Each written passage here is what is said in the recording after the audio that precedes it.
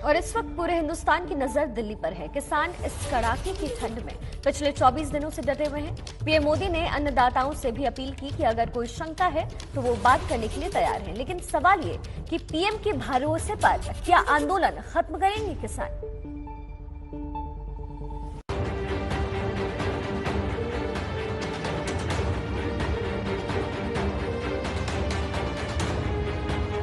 मैं देश के प्रत्येक किसान को ये विश्वास दिलाता हूं कि पहले जैसे एमएसपी दी जाती थी वैसे ही दी जाती रहेगी।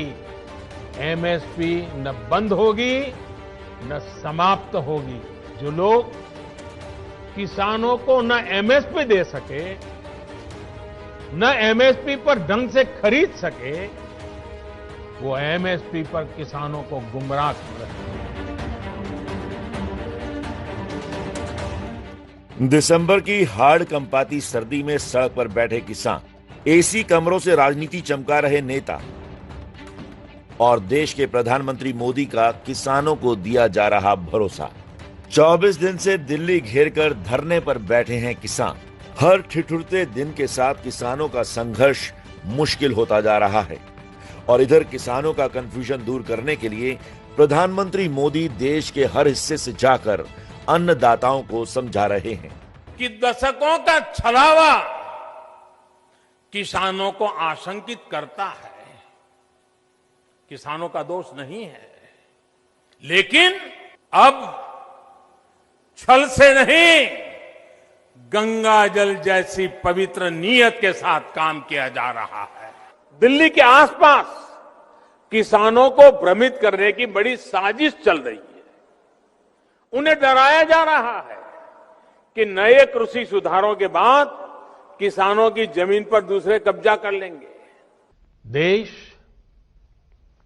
हमारी नीयत में गंगा जल और मां नर्मदा के जल जैसी पवित्रता भी देख रहा है। कल मध्य प्रदेश के किसानों से वर्चुअल संवाद करते हुए पीएम मोदी ने करीब 1 घंटे तक आंकड़ों और तथ्यों के साथ हर आशंका का जवाब दिया। किसान कानून के हर पन्ने को उलटकर पीएम मोदी ने दिखा दिया कि इसमें लिखा हर शब्द आपकी भलाई के लिए, आपकी उन्नति के लिए है। पीएम मोदी ने एमएसपी से लेकर मंडी खत्म हो जाने तक की आशंकाओं को सिरे से खारिज कर दिया। एमएसपी न कभी बंद होगी न खत्म होगी, बल्कि किसानों को लागत का 1.5 गुना एमएसपी दिया। एमएसपी खत्म करनी होती तो स्वामीनाथन आयोग की रिपोर्ट क्यों लागू करते? एक भी एपीएमसी मंडी बंद नहीं हुई, बल्कि आधुनिक बनाने पर 500 करोड़ से ज्यादा खर्च करेंगे। अब तो किसान मंडी में बेचे या फिर बाहर, ये उसकी मर्जी होगी। फार्मिंग एग्रीमेंट को लेकर झूठ फैलाया जा रहा है, बल्कि एग्रीमेंट और जमीन का कोई लेना देना ही नहीं है और स्पॉन्सर को एग्रीमेंट खत्म करने का अधिकार भी नहीं है।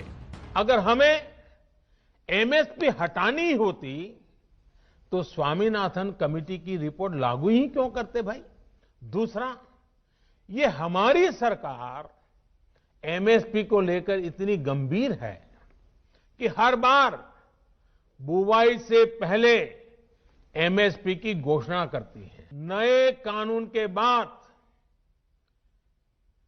6 महीने हो गए, कानून लागू हो गया, हिंदुस्तान के किसी कोने में कहीं पर भी एक भी मंडी बंद नहीं हुई है। फिर क्यों झूठ फैलाया जा रहा है? सच्चाई तो यह है कि हमारी सरकार एपीएमसी को आधुनिक बनाने पर, उनके कंप्यूटरीकरण पर 500 करोड़ रुपए से ज्यादा खर्च कर रही है।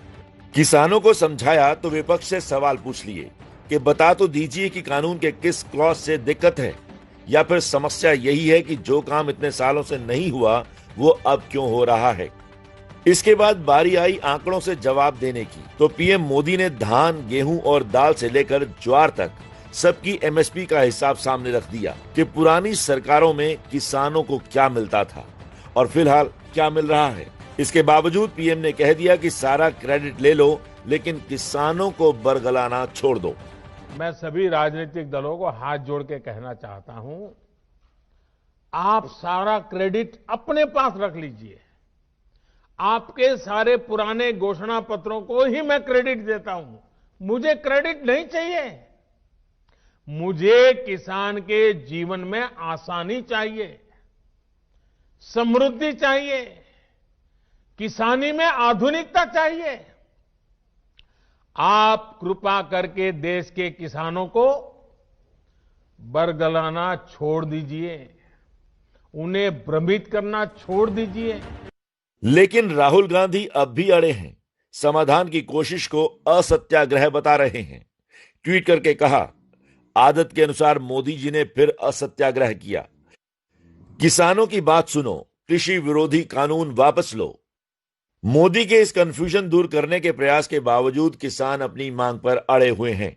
पीएम मोदी ने जुबान दी है, फिर भी उनके जहन में एक ही बात भरी है कि कानून वापस होना चाहिए। देश का किसान आंदोलन लड़ रहा है, इसमें बेहतरी वही होगी कि सरकार देश के किसानों की मांग मानकर इन बिलों को तुरंत रद्द करें। देश के किसानों की भलाई के लिए कोई अच्छा एक्ट किसान ऑर्गेनाइजेशन की सलाह के साथ, खेती मारों जो एग्रीकल्चर वैज्ञानिक होते हैं उनकी सलाह के साथ कोई ऐसा एक्ट लाया जा सकता है जो किसान जथेबंदियों को भी उसकी भलाई हो। ऐसा एक्ट हम बिल्कुल भी एक्सेप्ट नहीं करेंगे जिसमें किसानों 3 हफ्ते में 6 दौर की बात के बाद अभी बातचीत रुकी हुई है। कृषि मंत्री चिट्ठी लिख रहे हैं और प्रधानमंत्री मोदी आश्वासन दे रहे हैं कि अब भी अगर किसी की कोई चिंता हो तो वो हर मुद्दे पर बात के लिए तैयार हैं। मेरी इस बातों को इसके बाद भी, सरकार के इन प्रयासों के बाद भी अगर किसी को कोई आशंका है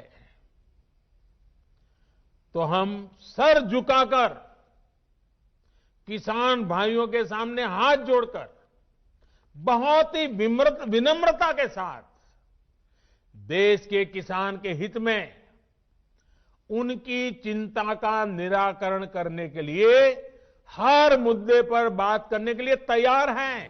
इधर विरोध की मार से लाचार हो चली बीजेपी ने भी अब कृषि कानूनों को घर घर तक पहुंचाने और समझाने की ठान ली है। इसकी कमान गृह मंत्री अमित शाह के हाथों में है। पार्टी के सभी बड़े छोटे नेताओं को सीधा फरमान दे दिया गया है कि किसानों में फैले भ्रम के जाल को हर हाल में तोड़ना है और उसके लिए देश के अलग अलग इलाकों में मुहिम शुरू भी कर दी गई है।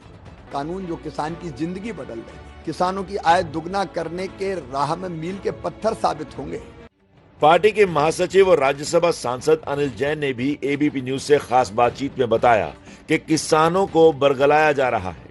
जो सोया है उसको जगाया जा सकता है, जो सोने का सोया ही नहीं है उसको कौन जगाएगा। अभिप्राय ये है कि किसान सही मायने में किसानों की समस्या के कारण से ये आंदोलन अब नहीं दिखता है। किसानों को कहीं ना कहीं बरगलाया गया है। अगर जो इसमें किसान हैं, निश्चित रूप से कुछ किसान तो हैं, लेकिन पीछे की जो सब फोर्स है वो इस बात पर है कि ये आंदोलन के लिए चलाए जाए, जैसे पीछे चलाई गई। देश में झूठ को प्रचारित करके गलत तथ्यों पर आधारित ये भ्रम फैलाकर ये आंदोलन खड़ा किया जा रहा है। इस बीच 25 दिसंबर को अटल जयंती पर पीएम मोदी फिर देश के किसानों को संबोधित करेंगे। उम्मीद है कि सरकार की ये कोशिश अपना असर दिखाएगी और आंदोलन का रास्ता छोड़ अन्नदाता बातचीत को राजी होंगे।